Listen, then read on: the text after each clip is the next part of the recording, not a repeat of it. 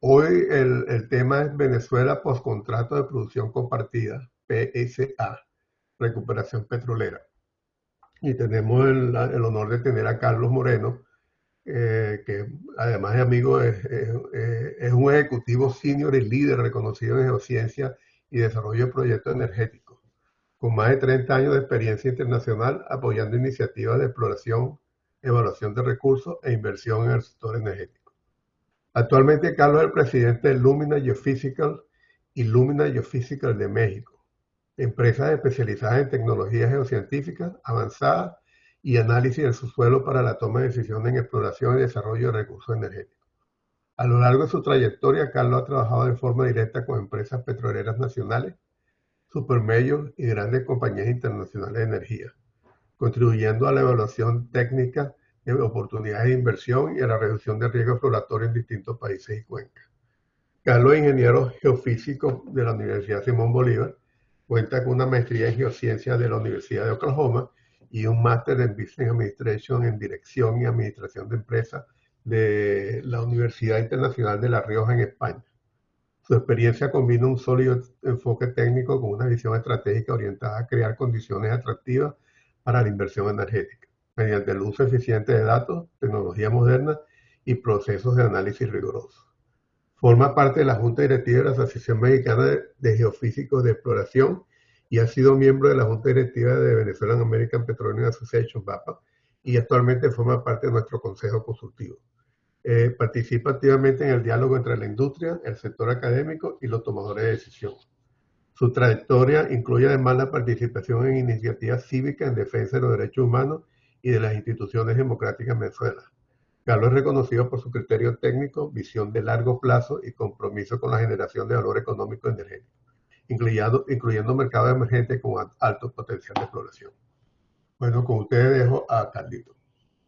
Adelante, Carlito. Gracias, Carlos, por la introducción y bueno, gracias a todos por estar presentes en este momento, ¿no? ¿Qué motivó esta presentación en discusiones en distintos foros? Se han estado mostrando números de cuál es el potencial de incrementar producción en Venezuela, ¿no? Y los números que se oyen son por el orden de 180,000 barriles por día al año de incremento en los primeros años. Y bueno, tratamos de hacer una investigación bibliográfica. Si hay algunos ejemplos a nivel mundial en que ese número sea realmente relevante en países donde la industria o se ha recuperado o ha planeado incrementar producción. Entonces, esta charla no es una predicción de lo que va a ser la producción de Venezuela, no intenta minimizar lo que los expertos han estado promulgando de ese número de 180, 200,000 barriles al año de incremento de producción petrolera, sino lo que busca es una revisión bibliográfica de qué ha pasado en otros países y por qué no soñar que nosotros en condiciones adecuadas podríamos tener números más grandes que 180,000, 200,000 barriles de recuperación de producción petrolera, ¿no? Entonces, lo he enfocado con esta idea de que el PSA es el tipo de contrato ideal para ejecutar esto y de hecho esta charla fue hecha y escrita antes de la promulgación de la nueva ley.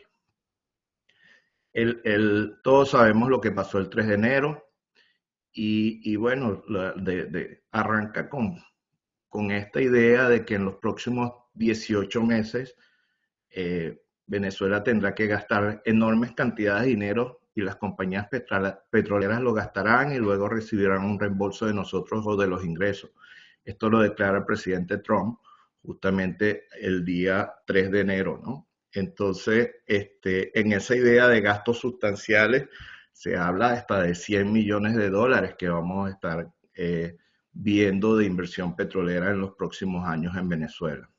Con esos montos, si uno hace estudios bibliográficos, esas ideas de producciones muy altas son posibles, son viables, ¿no? y, bueno, abre unas perspectivas nuevas de lo que podría ser el país. Me gusta mucho esta lámina para arrancar. Voy a hablar específicamente de 5 países: Estados Unidos, Rusia o la previa Unión Soviética, Canadá, Irak y Brasil. Esos 5 países han llegado a tener producciones superiores a los 650.000 barriles de incremento en un año, ¿sí? Cada uno bajo circunstancias distintas, motivaciones distintas, ¿no? Y en este gráfico, que no está en barriles de petróleo, pero de alguna forma pueden ver las tendencias. El eje vertical aquí son teravatios horas, ¿no? De energía, ¿sí? Pero el primero que llama mucho la atención es Estados Unidos, después del 2008-2010, cómo va subiendo esa pendiente de forma tan rápida. Esa generación de energía estuvo muy relacionada con el incremento de producción de petróleo gracias a los shale plays, ¿no? En la Unión Soviética, luego de una gran debacle en finales de los 80, en los 90 se recupera la producción de una forma acelerada, ¿no? Y bueno, hubo cambios en ese momento y llegaron a tener producciones sobre 650.000, incrementos de producción sobre 650.000 barriles día, ¿sí? Dos ejemplos que son Canadá y Brasil. Son temas un poco distintos, son países que constantemente están mostrando su incremento de producción, y esos son más planificados, intervención de un programa de Estado, vamos a ponerlo así, y Brasil específicamente la producción de costa afuera, ¿no? Irak, otro país que estuvo en guerra, y tuvo en algún momento recuperación muy rápida de producción, y también lo vamos a estar mostrando. Y bueno, Venezuela hasta ahora ha sido muy eficiente bajando, pero podemos volver a subir a estos números, ¿no? ¿Qué condiciones deben ocurrir según la bibliografía, ¿no? Y aquí no hay autoría de Carlos Moreno, lo que hay es nada más una recopilación bibliográfica. En números, Estados Unidos en los años 2013, 2014, 2017, 2018, 2022 a 2023 incrementó su producción en el orden de 1.000.000 o sobre 1.000.000 de barriles por día, ¿sí? Es un caso único y fue el efecto de los operadores entrando en los shale plays, ¿no? Brasil, del 2019 al 2020 y 2022-2023, tuvo incrementos de producción del orden de 0.6 a 0.75 millones de barriles por día de incremento en un año. Y bueno, es mucho asociado a un plan de muchos años de poner la producción de presal costa afuera al aire, ¿no? Canadá, con sus oil sands y proyectos ya comprometidos en el 2013 al 2014, 2018 al 2019, logró incrementar por encima de 600.000 barriles, 800.000 barriles en cada uno de esos años. Irak, del 2009 al 2012, hubo años hasta que logró más de 1.000.000 de barriles por día, ¿no? Y esto es lo que llamamos un rebote posguerra, algo no estructural, ¿sí? Se parece mucho a un país que conocemos, un país prácticamente que estamos recibiendo unos activos casi posguerra, pero hay una infraestructura disponible para traer esa producción encima, ¿no? Rusia, del 99 al 2001 llegó a producciones de 0.7 millones a 0.9 millones, y también es otro caso de rebote, pero ya este es político post-colapso soviético, ¿no? Entonces, aunque los incrementos de 650.000 barriles al año son excepcionales, ocurren, ¿sí? Son posibles y requieren ciertas condiciones para que ellos ocurran, ¿no? El caso de Venezuela incluso en Venezuela llegamos a tener números de esos, por encima de esos 180.000 barriles, ¿sí? Propuestos. En el año 97 hubo un cambio de 342.000 barriles, ¿no? También los hemos tenido en negativo en el año 99, una caída de 340.000, pero en el 2000 recuperamos prácticamente eso, ¿no? Entonces, caídas rápidas en un año se pueden recuperar fácilmente en el siguiente año si la infraestructura está allí, ¿sí?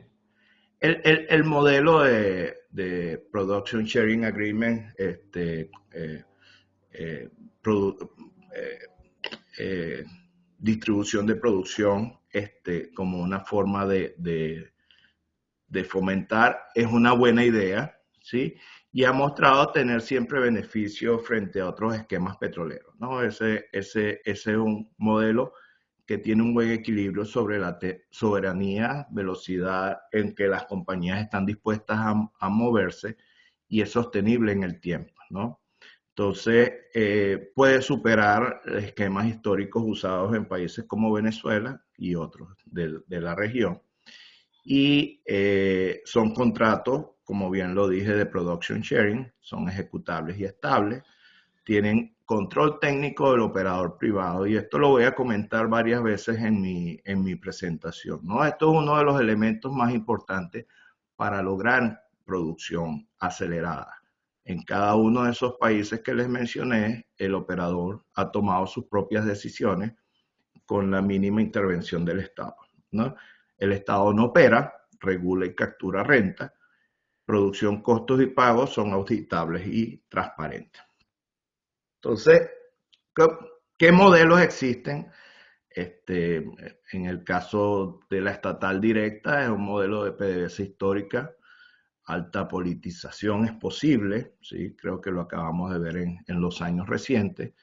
El CAPEX estatal típicamente es elevado, puede tener ineficiencia operativa, caída sostenida de producción, ¿no? El resultado podría llevar a un colapso productivo y fiscal, ¿sí? Concesiones puras y privadas, el Estado tiene menos control, pero es de alta sensibilidad política, ¿no? Esas concesiones puras, muy probablemente las leyes en países como Venezuela no van a tener posibilidad de implementarse, y es de difícil aceptación social y no va a ocurrir. Eso, no vamos a volver a esos niveles y hay que entenderlo así, ¿no? Servicios con tarifas, contratos de servicios tienen incentivos limitados a maximizar producción. Se transfiere el riesgo al Estado, pero es poco atractivo para los capitales de largo plazo, y conozco específicamente los ejemplos de México y de alguna forma Ecuador, que han tenido éxito, pero no el éxito esperado, ¿no? Entonces ha sido un crecimiento lento y frágil. ¿Qué ventajas claves trae estos modelos de production sharing, ¿no? Atrae capital y tecnología rápidamente, ya que le eliminas mucho el riesgo político, ¿no? Maximiza renta petrolera sostenible, el Estado participa en producción sin operar, ¿sí?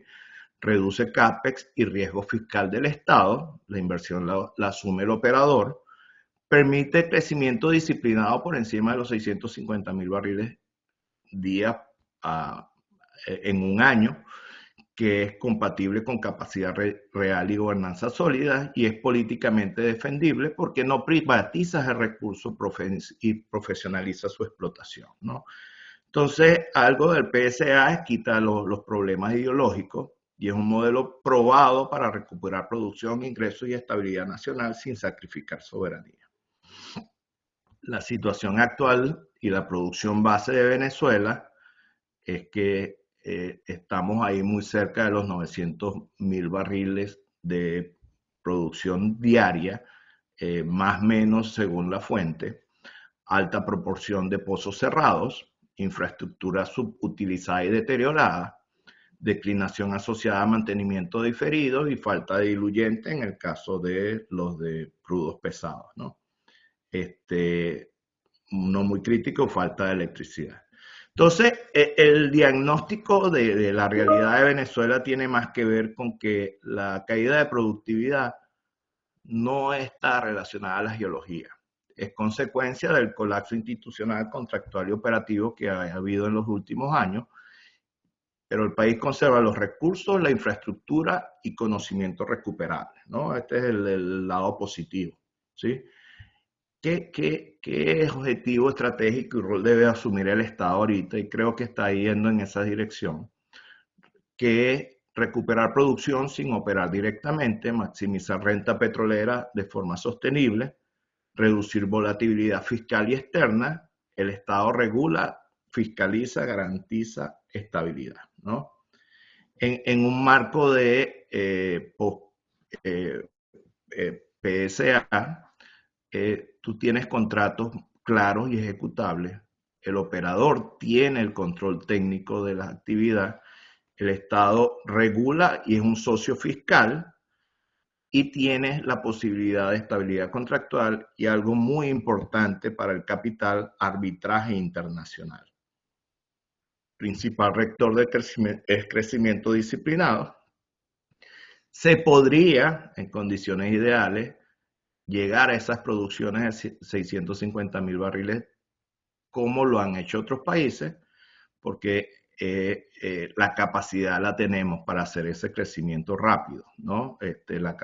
Existe ahí, no es que estamos sin infraestructura, y permite aprendizaje institucional y control de riesgos, ¿no? Entonces, el año 1 es básicamente rebote operativo, ¿no? No vamos a ir a explorar. Si hablamos de 650.000 barriles día, podríamos estar llegando en un año, en condiciones ideales, hasta 1.5 millones de barriles, que muchos autores ponen ese 1.5 en 5 años, ¿no? Mis respetos totales a esas opiniones, ¿no? Y muy basado en reactivación de pozos cerrados, workover y cambio, optimización de levantamiento artificial, optimización de facilidades y darle prioridad a proyectos que tienen un payback rápido, ¿no? Ese sería el principio. Con las condiciones contractuales ideales, es muy viable hacer esto, ¿no? Si segmentamos esto, la faja del Orinoco podría traer un 60% de ese potencial incremental. El occidente podría traer un 25%, donde hay mucho de campos maduros, gas lift y workover por hacer. Y Oriente, con sus crudos medianos y facilidad existente, traer un 15%, ¿no? El número oficiales usados es como el plan técnico estratégico, incluso le dan a la faja un número más alto. En algunos casos también incluye perforación de pozos nuevos. Sí, sí, podríamos llegar en este esquema hasta unos 4.1 millones, 4 millones de barriles en unos 5 años bajo condiciones ideales, ¿no? CAPEX incremental, ¿sí? Si pensamos que workover y reactivación pueden estar en un orden de 4 a $7 por barril, la perforación infill entre 10 y 14 dólares, que en costos adicionales por facilidades y logística 5 dólares, el CAPEX podría estar en números de entre los 15 y los 20 dólares.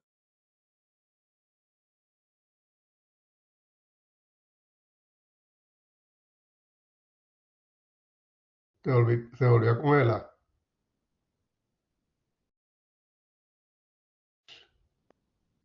Dólares por barril hoy día, ¿no? Este número lo he oído en distintas referencias, he oído números en el orden de 30 a 40 dólares, he oído números de 60 a 90 dólares. Creo que hay un acuerdo en los análisis que se han hecho que es un número más cercano a los 35 dólares. Entonces, el potencial es alto comparado a otras cuencas donde están incluso teniendo esas producciones de los 5 países que les mencioné. ¿Qué cuellos operativos críticos existen hoy día en Venezuela? La figura del diluyente, electricidad y vapor. El tema de electricidad está muy crítico en Venezuela. Definitivamente infraestructura de midstream y exportación. O sea, necesitamos el repositorio, la capacidad de colocar esos barriles que entendemos que ya existen, ¿no? Y un mercado de servicios petroleros. Esto es muy importante, ¿no? Las empresas de servicios también en Venezuela se han visto reducidas, tanto en cantidad como en calidad. Y bueno, eso hay que poner las condiciones ideales para que este mundo de servicios se nutra del mundo internacional. Cambios estructurales requeridos. Definitivamente lo primero es el Estado de Derecho y estabilidad jurídica, ¿no? Convertibilidad y repatriación de capital, un marco fiscal estable y predecible y un regulador técnico autónomo. En la gestión de riesgos técnicos hay que manejar el tema de los diluyentes, las fallas eléctricas recurrentes, la escasez de servicios especializados, mitigación mediante ramp-up y contratos de largo plazo. Entre más a largo plazo, más motivadas van a estar las empresas de invertir. ¿Sí? Entonces hemos aprendido algunas lecciones de bibliografía de Estados Unidos, Brasil, Canadá, Irak y Rusia, donde todos superaron incrementos superiores a 650,000 barriles al año y en todos los casos, para sorpresa de nosotros, hubo reglas claras y ejecución técnica por parte de los operadores. Impacto macroeconómico, esto ayuda a un incremento sustancial de ingresos fiscales, una mejora de balanza de pago, estabilidad cambiaria y recuperación del empleo formal. Todo esto inmediato y en esta parte el plan es técnicamente viable.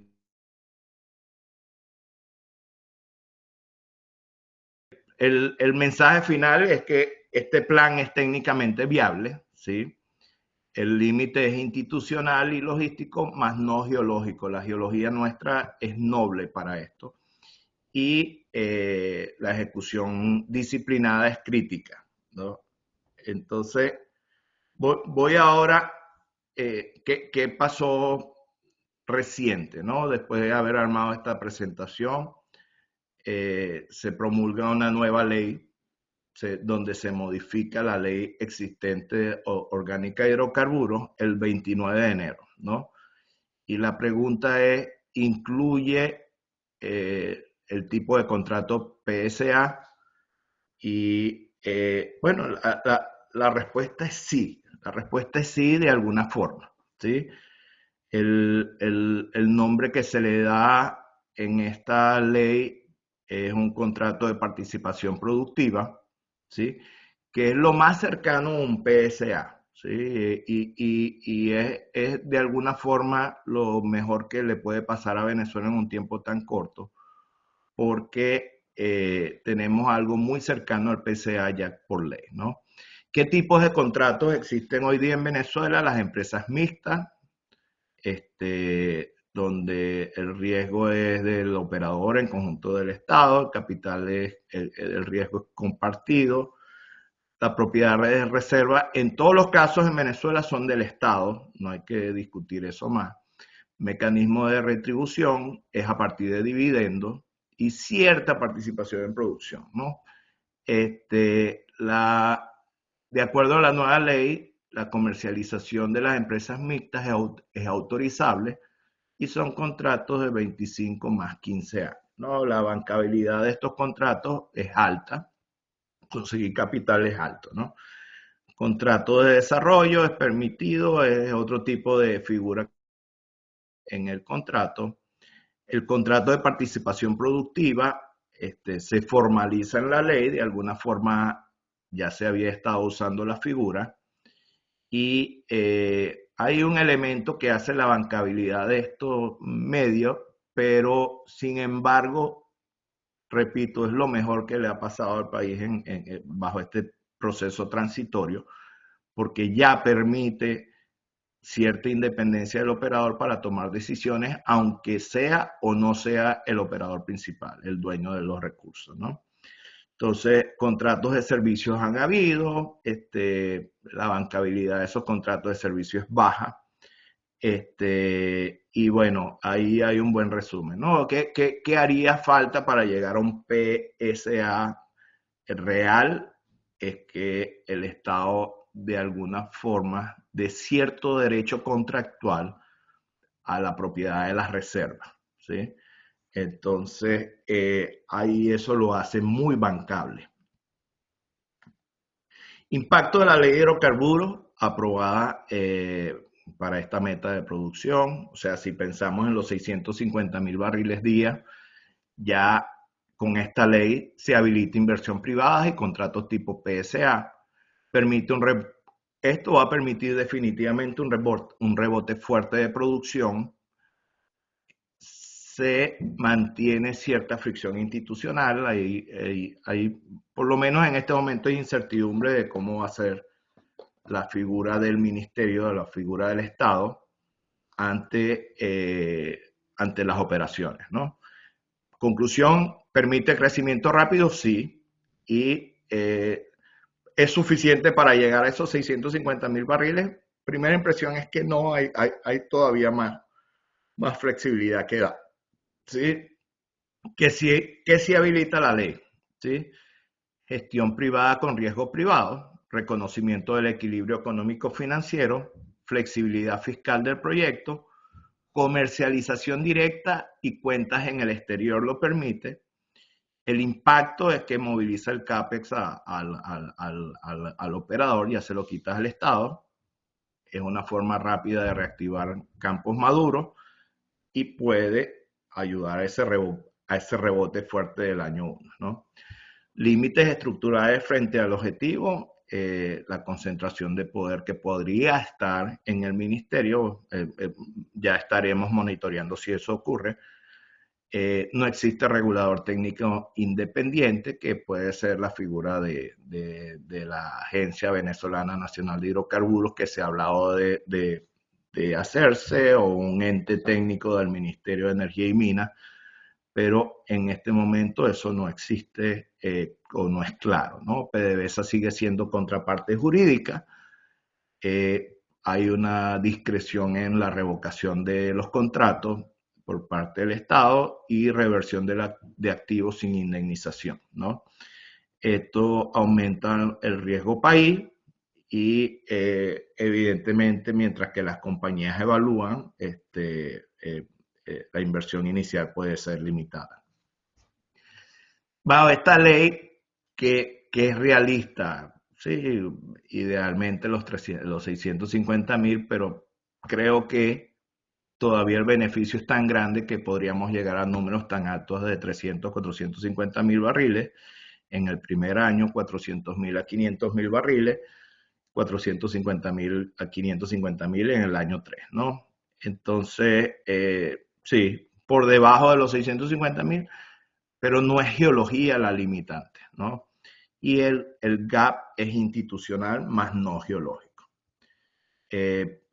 Algún tomador de decisión que vea esto, la ley es un paso correcto, permite salir del colapso y no fue diseñada para un shock inmediato. Con esta ley Venezuela puede producir más, para producir mucho más y muy rápido, el Estado debe darle rienda suelta a las empresas. Entonces, voy a brincarme esta, me disculpo, y en números por regiones,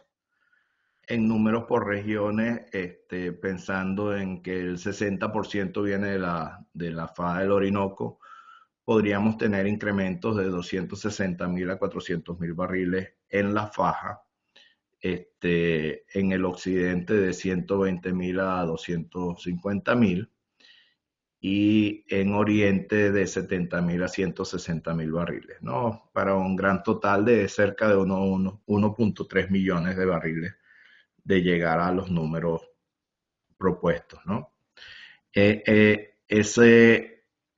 y aquí disculpan que he mezclado algunas veces números, ¿no? El año 1 es recuperación operativa, ¿sí? Rebote rápido, workover, reactivación. El año 2, perforación sostenida y hay que empezar a meterle pozos de los convencionales fuera de la faja. Expansión de facilidades. El año 3, ya la parte diluyente de exportación bien estructurada, ¿no? El año 4 ya tenemos que empezar a pensar en declinación compensada, compensar el efecto de declinación, pozos nuevos evidentemente, pero con un menor CAPEX incremental de los años anteriores y ya en año 5 podríamos estar en una producción sostenible y ya pensando en ese modelo de 2.9, 3.2 millones de años de barriles en 5 años. ¿Sí? El,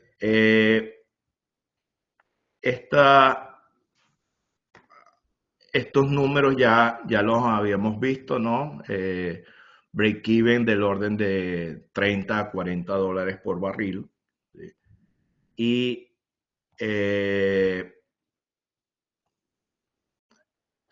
esta lámina me gusta mucho, ¿no? ¿Qué frena y qué acelera inversión? ¿Qué frena? Banderas rojas. Banderas rojas las listo del lado izquierdo y banderas verdes las listo del lado derecho. Bandera roja, el Estado retiene control operativo real. Bandera roja, cambios fiscales por decreto o emergencia. Ventas de crudos con intermediación política. Pagos en especies o obligaciones no contractuales. Restricciones a repatriación de dividendos. Arbitraje internacional condicionado o ambiguo. Servicios petroleros obligados a socios locales. Fallas persistentes en electricidad diluyente, discrecionalidad en exportaciones y permisos. ¿Sí? Banderas verdes, operadores privados con control técnico, estabilidad fiscal explícita y ejecutable, ventas directas al mercado internacional, caja libremente convertible y repatriable, acceso pleno a arbitraje internacional, servicios internacionales operando sin trabas, contratos de diluyentes a largo plazo, autogeneración eléctrica en campo, terminales y logísticas con reglas claras. A la medida que nosotros tengamos más banderas verdes, el capital vendrá.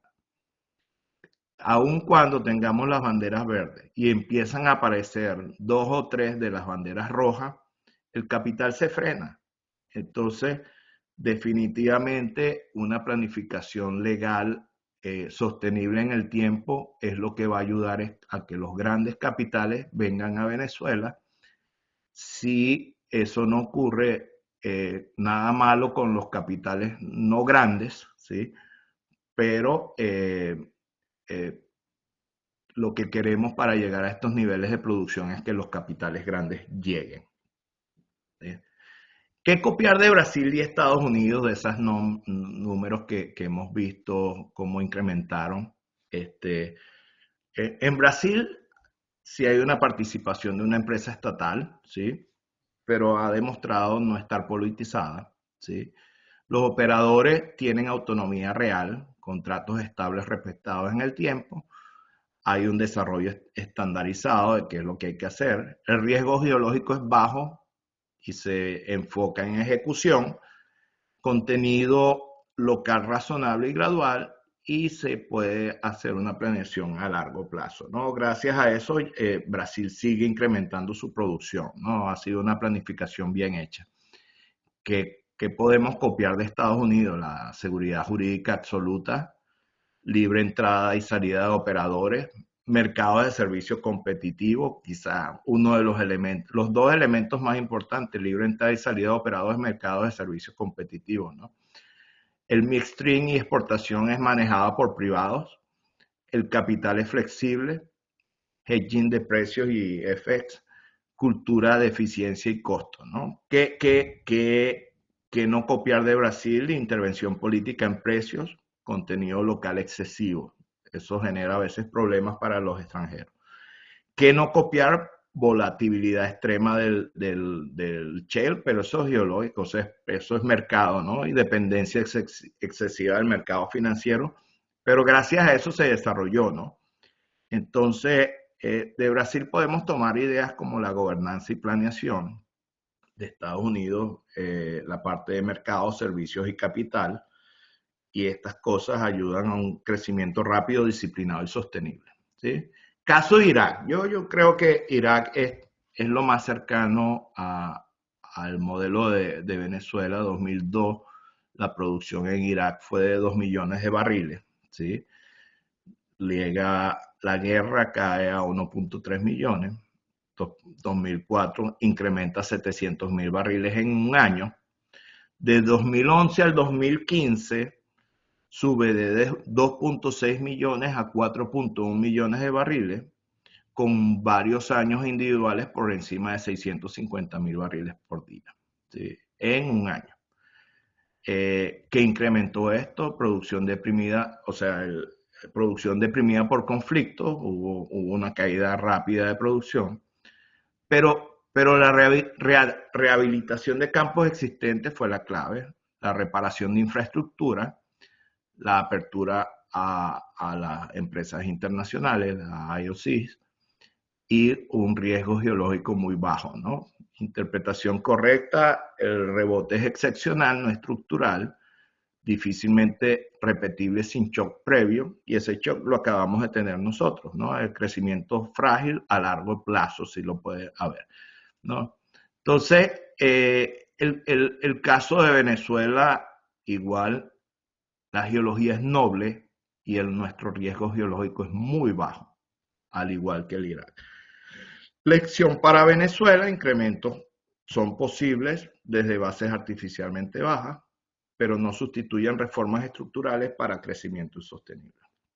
El caso de Rusia, un rebote de producción post-colapso de la Unión Soviética.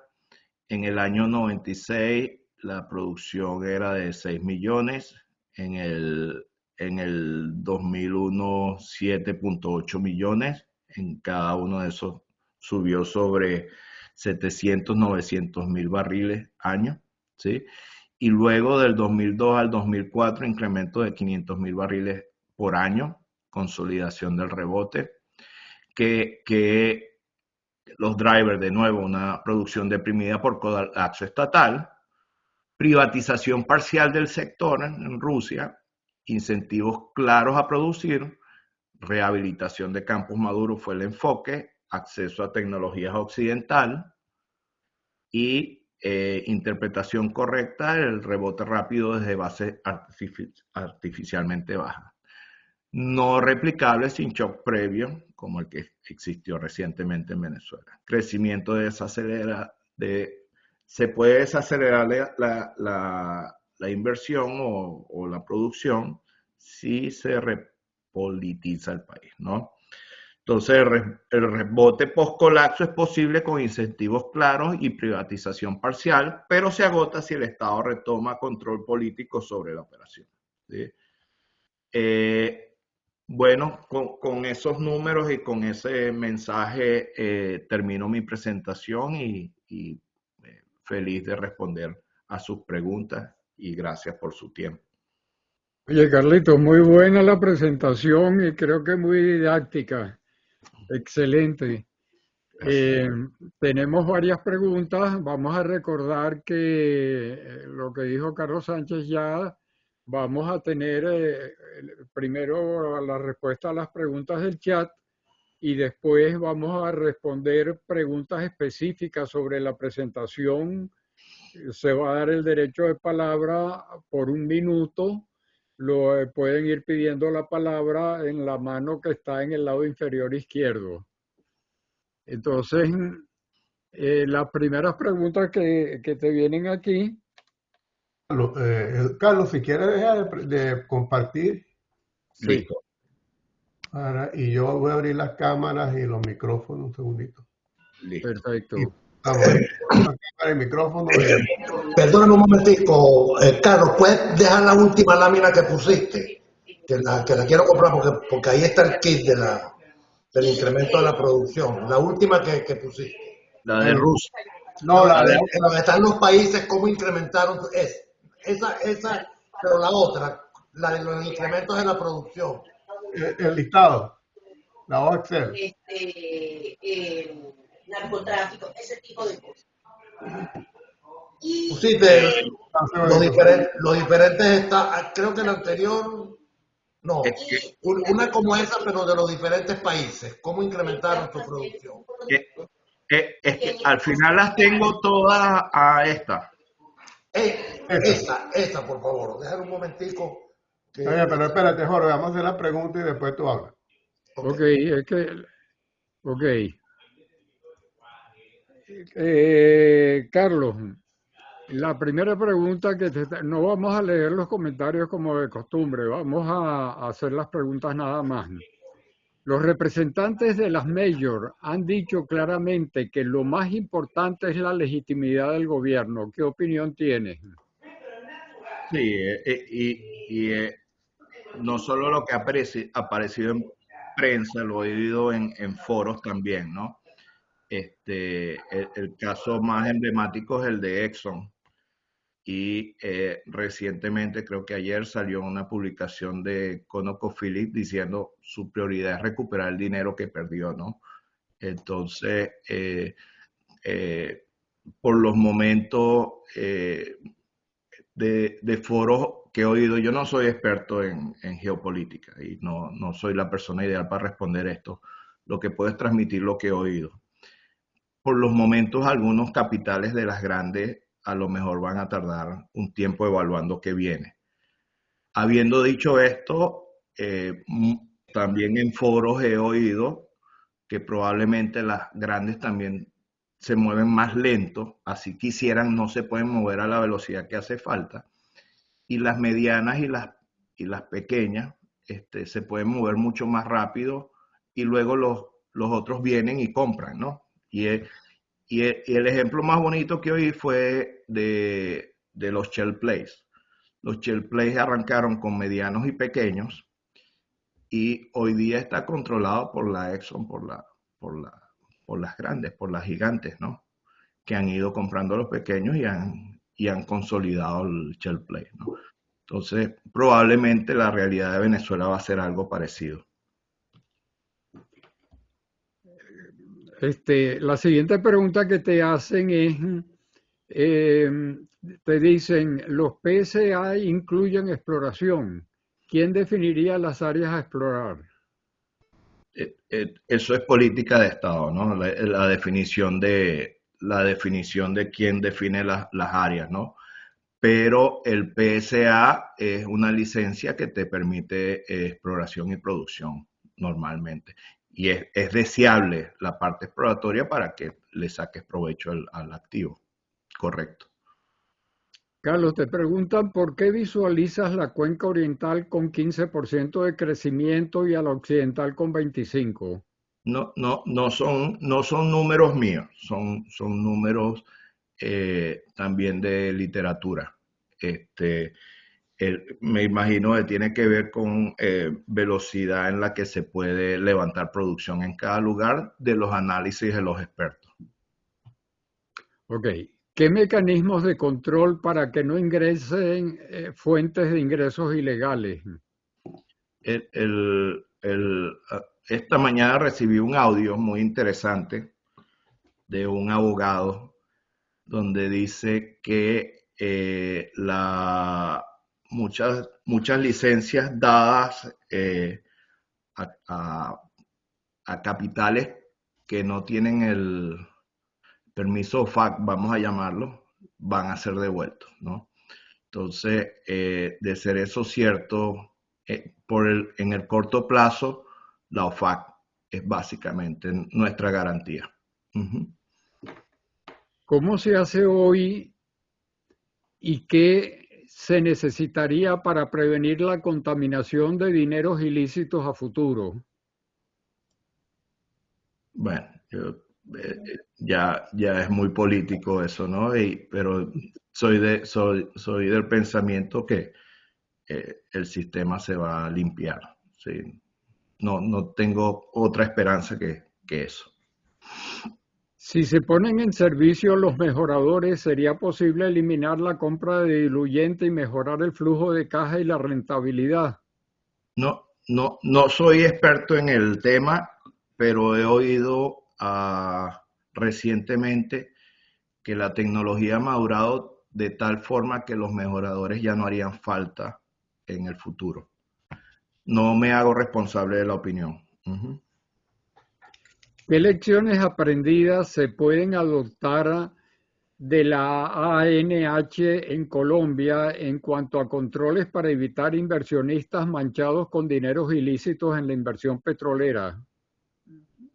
Bueno, eso debe ocurrir con agencia venezolana o con ministerio. O sea, repito, hoy día la figura a lo mejor va a ser las licencias OFAC, ¿no? Pero nosotros deberíamos tener nuestra propia forma de hacer due diligence. Es normal en el negocio.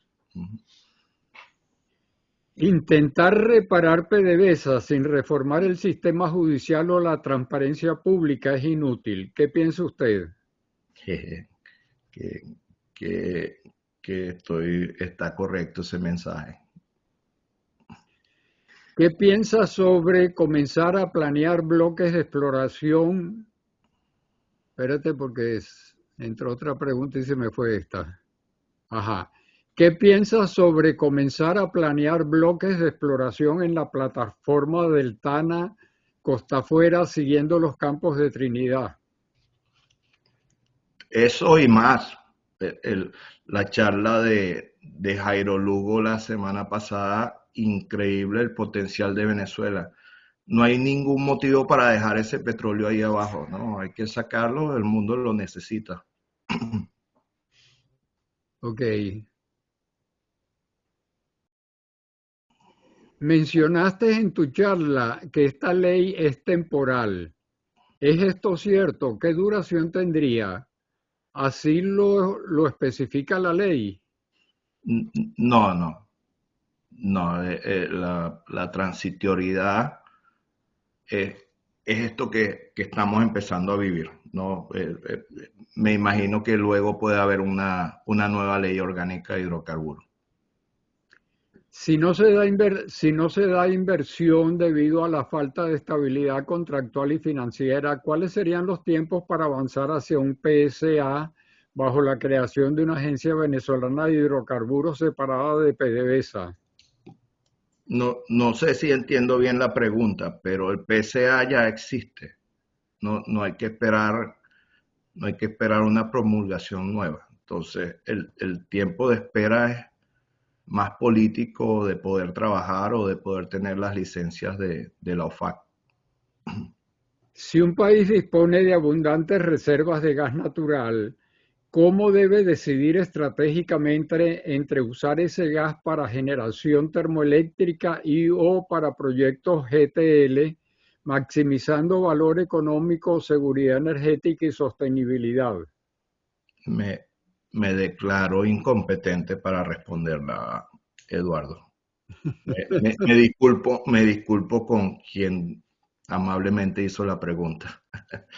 No hablaste de la mano de obra. Si se trabaja con empresas IOC, ellas traen su personal, pero si vamos adelante con las otras figuras, CPP, etcétera, ¿cómo ves el tema de la experticia técnica?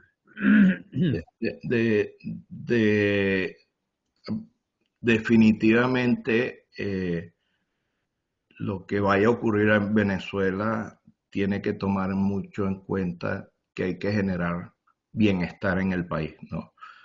Entonces, definitivamente hay mano de obra buena en Venezuela. Existe todavía personal de buena calidad que trabaja muy probablemente en las estatales, todavía en la estatal, que podrían ser capital humano muy necesario en las empresas mixtas, en las empresas que entren, ¿no? Y yo creo que le van a dar su cabida muy fuerte porque además es una parte de optimización de costos. O sea, tú a lo mejor el personal crítico para tecnología nueva los necesitas de afuera, pero la transferencia va a ser muy rápida, ¿sí? El conocimiento de Venezuela sigue siendo increíble y muchos están desempleados con ganas de trabajar, lo oigo en muchos foros, así que o sea, yo espero una reactivación de la mano de obra venezolana muy rápida, y las empresas creo que están muy conscientes del capital humano que tenemos sin ninguna duda, y mucha gente con ganas de devolverse, que también soy un venezolano. Hoy día tendremos dos nacionalidades, pero van a volver. Soy muy optimista en que eso va a ocurrir. ¿Cómo visualizas el rol de las compañías como Lumina en este nuevo contexto de EIP en Venezuela? No voy a hablar de Lumina, pero definitivamente hablo de esas empresas de acá de Houston, del mundo, van a hacer falta, ¿sí? Y definitivamente el hecho de empresas que ya tienen venezolanos adentro, volver a Venezuela, somos una ruta fácil para llevar ese conocimiento del exterior a Venezuela. ¿Qué beneficios se tiene hoy en día en los yacimientos al haber dejado los pozos tanto tiempo inactivos? No soy competente, pero lo que he oído de los expertos, en algunos casos podría haberse recuperado presión y puede haber sorpresa en que las producciones iniciales de esos pozos reactivados lleguen a ser tan buenas a las producciones iniciales o a algún punto intermedio del último punto y la producción inicial de ese pozo, ¿no?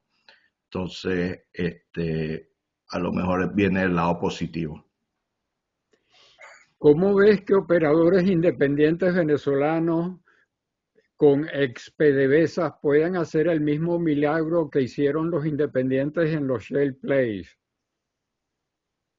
El detalle es capital, Eduardo. Aquí se trata todo, conocimiento es una parte importante, pero el capital es lo que va a definir el éxito, ¿no? Entonces, si estos conocimientos venezolanos logran atraer capital para ellos operarlo, esa es la condición ideal. Sería el mundo perfecto, ¿no? ¿Qué tiempo estiman la etapa de estabilidad en Venezuela en el sector de seguridad? No soy competente para esa respuesta, pero es un elemento que las compañías van a tener que gerenciar, ¿no? Ok. El pico de producción de petróleo se estima en el año 2035. Luego entran las renovables, incluyendo el gas. ¿Cuánto estimas la producción de petróleo en Venezuela en esa etapa? Aquí el pico del petróleo, yo tengo 35 años ya en esto, el pico de petróleo cada 10 años lo promulgan y vamos por 104 millones de barriles día, ¿sí? Así que lo que la historia está demostrando es que el pico del petróleo es un número referencial para proyecciones de los bancos, no sé de quién, ¿sí? Pero no real, ¿no? Igual que las reservas, siempre van aumentando, aunque las reservas de un día se acaban, ¿no? Y en el petróleo como elemento de generación energética hace falta en el mix. Así que muy irresponsablemente voy a dar una opinión. 12 millones de barriles, si quieren un número de mi lado, es la producción de Venezuela en 2035. ¿Cómo ve usted la inyección de vapor para aumentar la producción en el corto plazo? No soy experto en el área, pero oigo en los foros de que hay alternativas a diluyente y a que incluyen la inyección de vapor. Sí. Todo lo que funcione y tenga sentido económico es válido y tenga la compañía experiencia en hacerlo. Carlos, los CPP han estado rodeados de sombras en cuanto a su poca transparencia en su gestión, en la revisión de la ley lo reafirman. ¿Cómo lograr ejercer una Contraloría efectiva de gestión bajo el interinato actual? Definitivamente necesitamos ayuda. De nuevo, repito, la OFAC es nuestra mejor filtro para que eso sea lo más transparente posible. Las licencias OFAC. Y aquí hay una última pregunta, porque los demás son comentarios. ¿Podrías ayudarnos en la hoja de ruta para establecer acciones para que un inversionista esté siempre en cumplimiento de la FCPA, Acto contra la Corrupción de la SEC? No es una respuesta que tengo pensada, Eduardo. Gracias, porque con esa pregunta me dejan tarea, ¿sí? Pero definitivamente hay que entender bien los lineamientos de los FAC. ¿Sí? Bueno, ahora sí, esta sí es la última pregunta. Carlos, los pasivos ambientales de oil and gas, así como la minería en los últimos años, son terribles. ¿Cómo ves la oportunidad de actividades y empresas en avanzar los trabajos de remediación? ¿Será prioritario? Sí. Definitivamente, y entre más entren las empresas internacionales, ellos tienen que estar en compliance no solo con el país, sino con sus propios reglamentos internos, ¿no? Y no veo eso en otra dirección distinta a que va a mejorar. O sea, esa es la única dirección. Los pasivos ambientales, muy probablemente las compañías los van a tomar, lo asuman o no lo asuman y lo van a mejorar, ¿sí? No tengo duda. Es algo que la industria internacional no se puede exponer a seguir operando bajo el modelo que está usando PDVSA. Ok, vamos entonces a pasar al derecho de palabra. Carlos, ¿puedes dejar de compartir ya? Creía que lo había hecho, perdón. Gracias. Es que Jorge quería la lámina esa para su pregunta. Ya la hizo. No, ya la quería para verla bien, ya me la aprendí. Copiártela, está bien. Okay. Bueno, miren, vamos a recordar que se va a dar por 1 minuto el derecho de palabra, así que no empecemos a pelear por eso. Yo les aviso entonces cuando se les haya vencido el minuto. Adelante, Jorge. Sajía. Buenos días a todos. Carlos, excelente charla, ¿no? Qué cosa tan buena. Hablaste de Brasil, de Estados Unidos, de Irak y de Rusia como modelos para ver los pros y para ver los contras.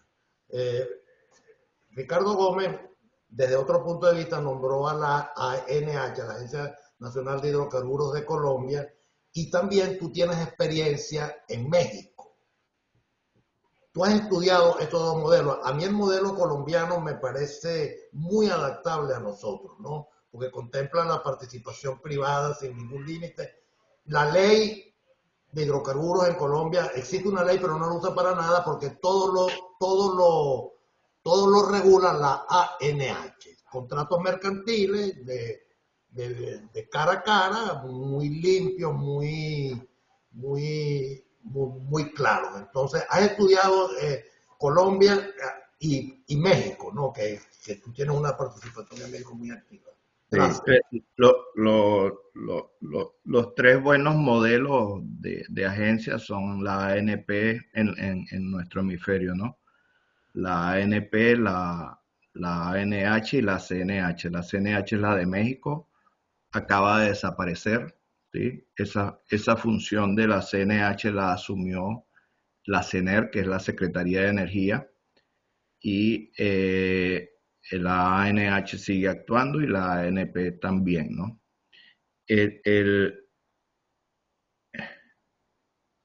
Tengo una opinión muy controversial del tema, ¿sí? Que en el largo plazo podrían no hacer falta, a lo mejor en el corto plazo sí.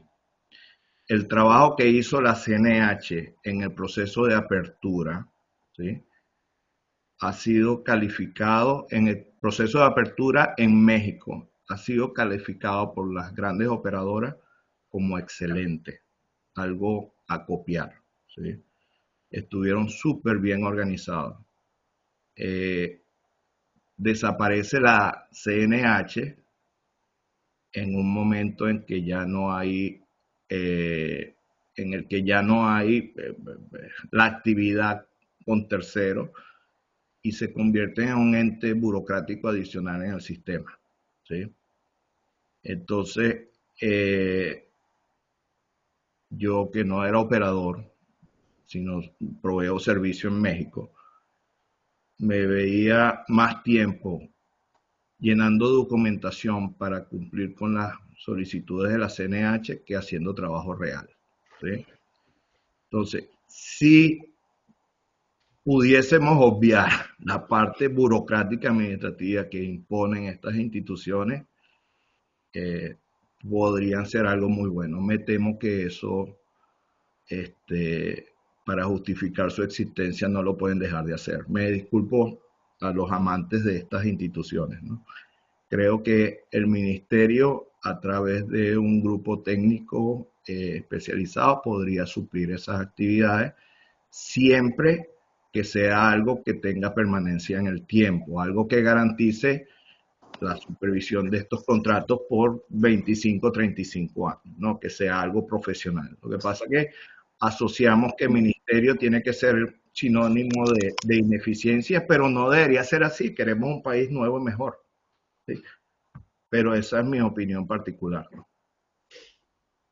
Tiene la palabra Giuseppe Llaneto. La ANP y la ANH también han sido culpadas de lo mismo por los operadores, de ser entes que generan una burocracia muy alta. Giuseppe, tiene el micrófono apagado. Okay. Sí, sí. Bueno, muy buenas tardes. Felicitaciones, Carlos, por tu presentación. Gracias. Yo hice unos comentarios por el WhatsApp. Para mí, las ideas anteriores o los axiomas anteriores del pueblo venezolano en relación con el petróleo, con la industria petrolera, etcétera, luego del desastre y de la destrucción de la economía del país, esos axiomas están totalmente extinguidos. Yo creo que el pueblo venezolano necesita bienestar, y ese bienestar únicamente va a ser posible a través de la inversión de capitales externos, y la nueva ley permite el arbitraje internacional. Eso para mí es muy importante, y si a eso le agregamos el control de las licencias, el OFAC, ¿verdad? Yo me muestro muy positivo en relación con la entrada de los grandes capitales, y si hay algunas empresas que tienen miedo o preocupaciones en entrar, ya tenemos Chevron, existe Repsol, existe la Eni, y yo que estoy viviendo en Francia ya he escuchado que el IFP y Total están dispuestas a trabajar, a invertir y a trabajar en Venezuela. Yo lo veo sumamente positivo. Okay. Gracias, Giuseppe. Gracias. Tiene la palabra José Pepe Regueiro. Gracias. Yo estoy corriendo porque para poder mejorar mis $6 al mes de sueldo tengo que dar curso afuera, y tengo un curso virtual en Chile. Pero rapidito, la pregunta tal vez no es para Carlos, porque él ya ha usado el Fifth Amendment varias veces en la charla. Pero la pregunta va porque se menciona que Venezuela, desde el punto de vista geológico, no tiene problema Eso es verdad cuando se ve la parte geológica, roca y yacimiento. La pregunta es muy específica, a lo mejor no para Carlos, sino para discusión de otra gente. Hace muchos años ya trabajando en cuantificación de reservas remanentes, en Menegrande, en Barbo Motatán, los niveles de agua en la mayoría de los pozos venezolanos son demasiado altos, 80, 90%, escuchaba yo. Temprano Ebanán participó y estaba mencionando que uno de los problemas en la faja que se está teniendo es la entrada de agua. La mala gerencia para producir lo que sea, pero que salga de ahí, produzca dólares, probablemente ha echado a perder mucho de estos yacimientos. Entonces la pregunta es, ¿qué tan importante en esa recuperación rápida, inicial, va a tener el problema de que la roca está ahí, el petróleo está ahí, pero el agua también está entrando? Ese sería como que el comentario. Ok, quizás en la sobremesa podamos discutirlo. Pero Bueno, Pepe, hay dentro de los millón de barriles que incrementó Estados Unidos al año, el problema del agua ha estado allí, o sea, se gerencia. ¿Sí? El corte de agua de estos shale plays es muy grande y las tuberías para disposal del agua son grandes, largas y viajan entre estados, además, para poder gerenciar, porque no puedes inyectar todo en el mismo sitio, empieza a generar otro tipo de problemas. Se gerencia el problema del agua, no se evita. Gracias. ok, Saludos. tiene, Nos estamos viendo. Gracias. tiene la palabra María Ángela Capelo. Hola. Hola, gracias. Ok. Voy a hacer mi pregunta en el chat. No tengo voz. Sorry. Dios. María Ángela, está dando muchas charlas Escribe la María Ángela. Estoy enferma. Está dando muchas Eh, charlas seguidas y está perdiendo la voz, está participando mucho en charlas por todo el mundo. Saludos. Bueno, entonces vamos a darle la palabra a Ebanán Romero.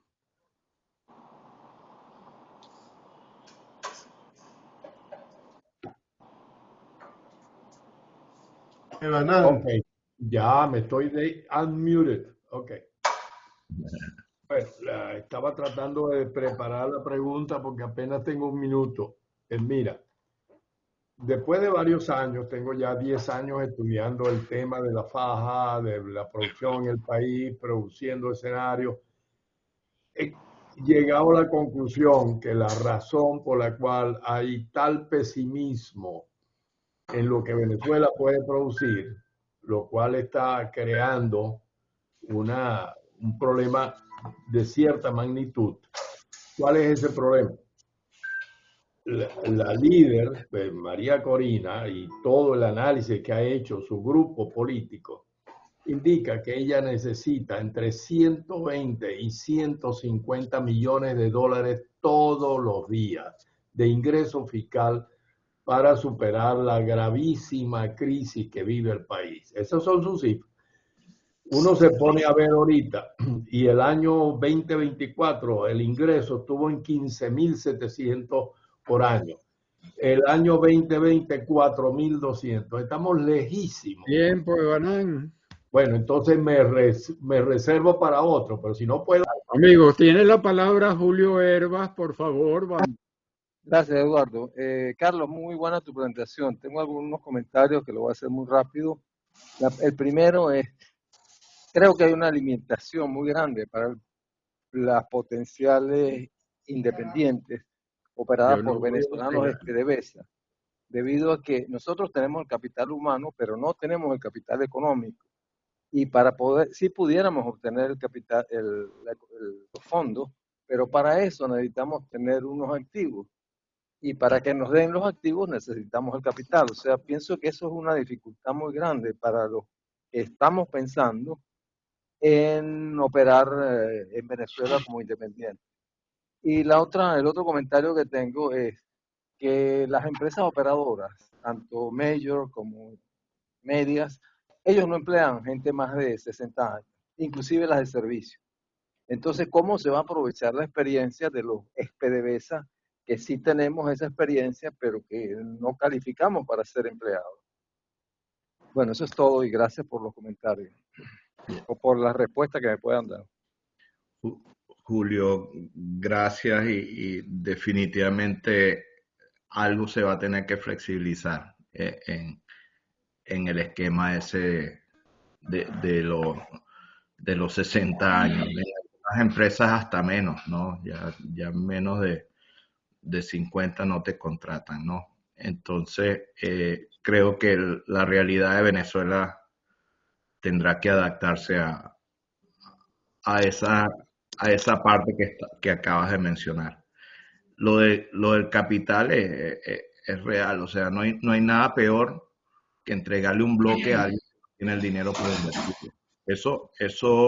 Eso lo vimos en México mucho.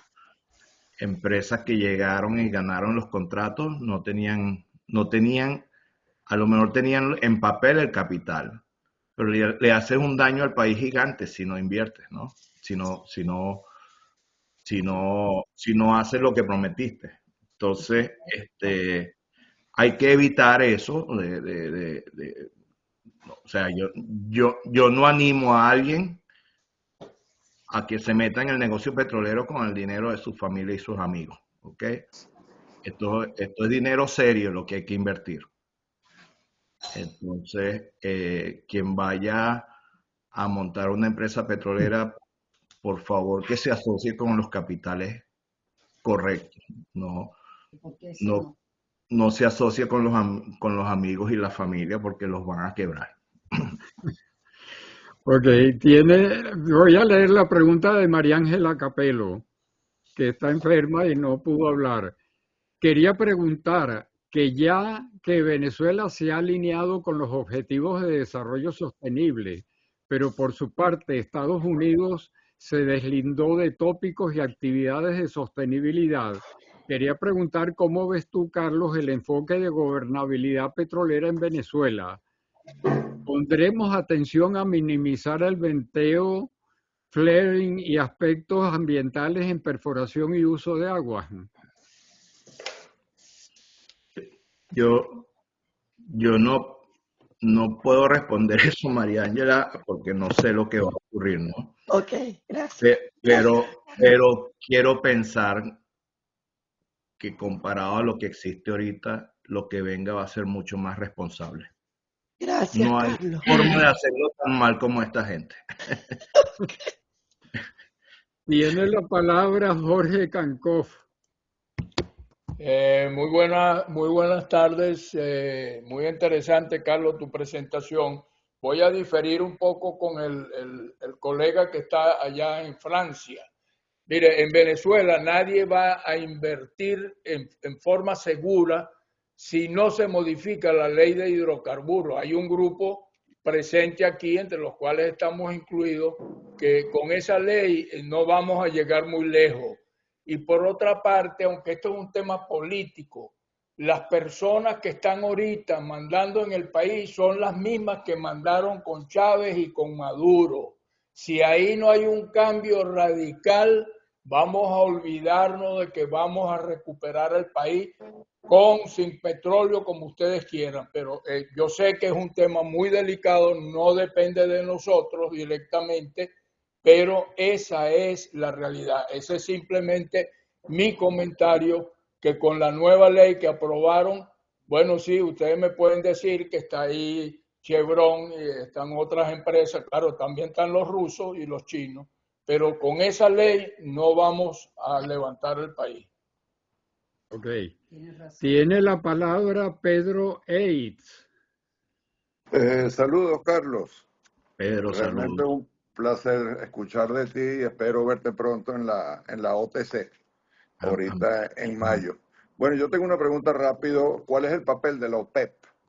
Porque aquí todos hablamos de incremento, tú lo mencionaste, 500, 600, 650 mil barriles diarios, lo cual es muy viable, totalmente viable, porque el interés de empresas de invertir en Venezuela es enorme. Llegan aquí todos los días, lo vemos en la oficina, llamadas. todo eso va en camino y se están alineando con las nuevas reglas del juego.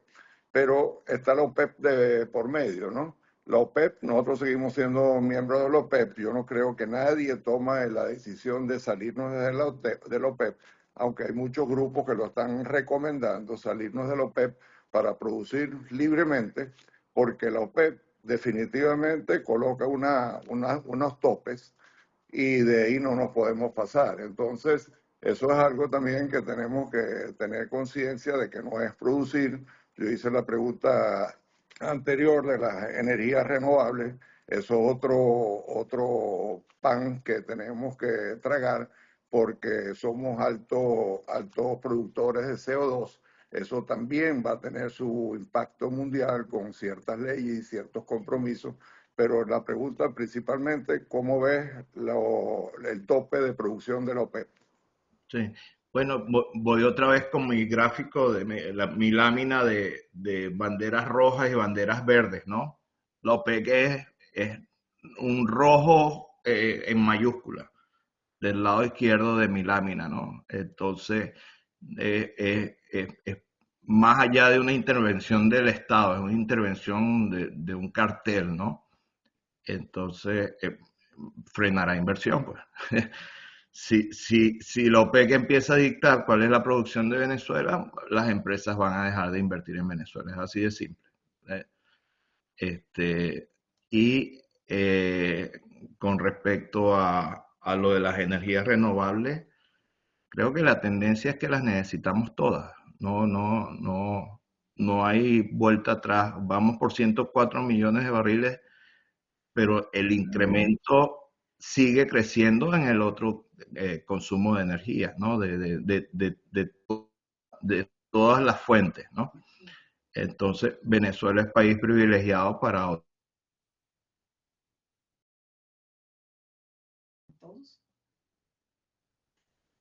¿Te congelaste, Carlos?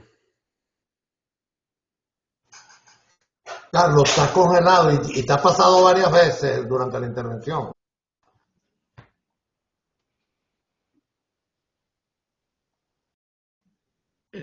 Eduardo, ¿me oyes? Sí, ahora sí. Me fui por 2 segundos, no sé qué pasó en mi máquina. No, te fuiste por más. Okay. Sí, no sé si se oyó lo de las No se renovables. oyó. Repite. No, que en el tema de las renovables todas hacen falta, ¿no? El incremento de consumo de energía va a seguir a tal de que hace falta las distintas fuentes de energía vengan de donde vengan y definitivamente Venezuela es un país privilegiado para energías alternativas, ¿no? Viento, sol, o sea, trópico, imagínate, y hidroeléctricas, ¿no? Entonces, nos podemos convertir en un hub de energía para el crecimiento que viene ahorita gigante de inteligencia artificial. ¿Por qué no? Toda una oportunidad. Uh-huh. Bueno, miren, con esto finalizan las preguntas. Muchísimas gracias para despedir la parte que se va a grabar. Muchísimas gracias porque aportaste una cantidad de inquietudes tremendas. Ahora